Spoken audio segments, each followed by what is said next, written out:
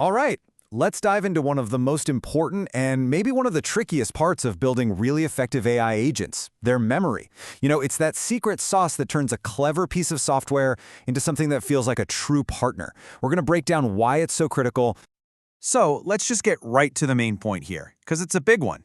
When your AI agent fails, and it will, the problem probably isn't the super smart AI model underneath.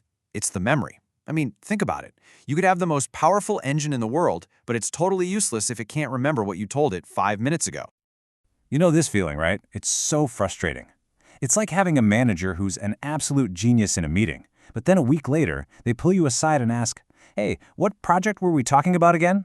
That feeling, that constant need to re-explain everything, that's the exact problem that good memory management is designed to solve. Okay, so how do we fix this? Well, to get there, we first got to peek inside an agent's mind. And honestly, the best way to wrap your head around it is to use a metaphor we all get, because we use it every day, our own human memory. And right away, you have to make a huge mental shift. A traditional database is all about precision. It's deterministic. You ask for customer number 123, you get customer 123 every single time. But an agent's memory? It's fuzzy. It's non-deterministic. It's less like looking up a file and more like trying to remember something, where relevance is a gut feeling, not a guarantee. So, to wrangle this kind of fuzzy world, we actually categorize an agent's memory a lot like psychologists categorize ours. You've got your short-term memory, which is basically the agent's working scratch pad, the context window of the current conversation. And then you've got long-term memory, which we break down into episodic for past events, like what did we talk about last Tuesday, semantic for raw facts and knowledge, and procedural for skills and how-to guides. Okay, so this diagram shows you how it all fits together. Just follow the flow with me from the top left. Information comes in, it gets processed to figure out what's important. Then, the agent uses this idea of importance scoring, thinking about stuff like how recent it is, how often it comes up, to decide what to keep handy in short-term memory, what to file away in its long-term memory banks, and what to put in a super-fast semantic cache for quick access later. So what happens when you actually ask the agent a question? It's not just a blind search, no way. It kicks off this really cool 4-step process. First, it analyzes your query, then it pulls potential memories from all over the place. Its cache, its vector database, you name it. Then, it scores and ranks all those memories for relevance. And finally, it assembles the best bits into the perfect context it needs to give you a really smart answer. All right, let's switch gears a bit. We've talked about the technical how, but now we need to get into the strategic what. Because all this sophisticated memory stuff, it doesn't come for free. Every single decision an architect makes is a balancing act between capability, cost, and complexity. Look, this chart, this lays out the basic economic reality of AI. Super simple tasks, they're dirt cheap for an AI to handle. But as the complexity of what you're asking it to do goes up, the marginal cost, in API calls and compute time, in the risk of it messing up, it starts to climb, and it climbs steeply. At some point, it just stops making sense economically. But, and this is the really exciting part, as the AI models themselves get better and more efficient, that red cost curve you see, it shifts down and to the right. This pushes out the deployment frontier. That means tasks that were way too expensive or way too complex for an agent just last year are suddenly becoming not just possible, but profitable. And that's why this field is moving at lightning speed. And yeah, cost is a massive factor. I mean, just look at this chart. A super common mistake people make is they only look at the input price, how much it costs to send information to the model.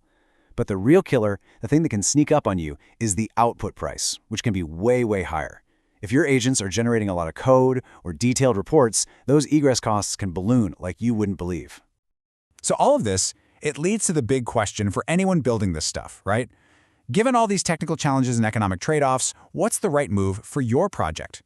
Do you build a totally custom memory system from the ground up, use a great open source framework, or just buy a ready-made hosted solution? And this decision grid? It's a fantastic little cheat sheet. If you're just knocking out a quick prototype, a hosted solution is perfect. Get up and running fast. But if you're in a big enterprise with heavy regulations like HIPAA or SOC 2, a custom build is probably your best bet for maximum control. And if you're building a core business product, like a consumer-facing AI assistant, you'll likely want a custom build to really get the best performance and stand out. Okay, now let's zoom way out for a second.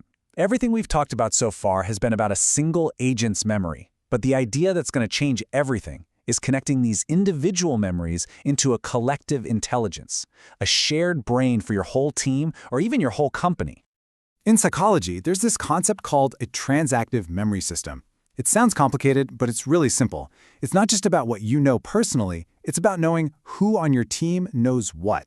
The best teams operate with this kind of group mind, and AI agents are about to become the central nervous system for that mind. And this visual right here, this is exactly what we're talking about.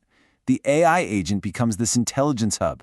It connects and makes sense of the specialized knowledge from everyone on the team, the strategist, the creative, the data analyst, the domain expert, and it makes all of that collective wisdom instantly available to everyone else. And you know, this isn't just some cool theory. A study looked at a call center and found that when they brought in AI assistants, the productivity of the newest workers just shot up by 34%. 34%. And why? Because the AI had basically captured all the experience and tricks of the top performers and was sharing that expertise with everyone, instantly leveling up the whole team. And believe me, this isn't science fiction. It's happening right now. Companies are building these platforms as we speak.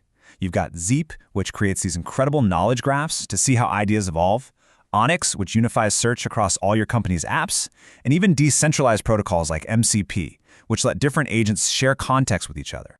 But with all this amazing, powerful tech, it's really easy to forget the single most important part of the equation. So in this final section, let's focus on the human in the loop. This right here, this is the key takeaway of this whole thing. It doesn't matter how smart these systems get. They are unbelievably powerful instruments, for sure. But we are always the conductors. You see, the goal isn't just to build an agent that remembers everything forever. That's not real intelligence. True intelligence, for us and for AI, is that messy, adaptive process of deciding what's important enough to keep, what can be summarized, and, just as critically, what needs to be forgotten. And you can literally see this evolution happening in real time. We started with these simple little context windows. Then we moved to RAG, or Retrieval Augmented Generation, to pull in data from outside documents. And now we're building these incredibly sophisticated adaptive memory systems that can start to decide for themselves what's worth holding onto. And through all of that, our job stays the same. We're the ones holding the baton. We provide the vision. We are the ones who tell the agent what success even means, and maybe more importantly, what we want it to mean. We are conducting the entire orchestra. So I want to leave you with this one final thought to really chew on.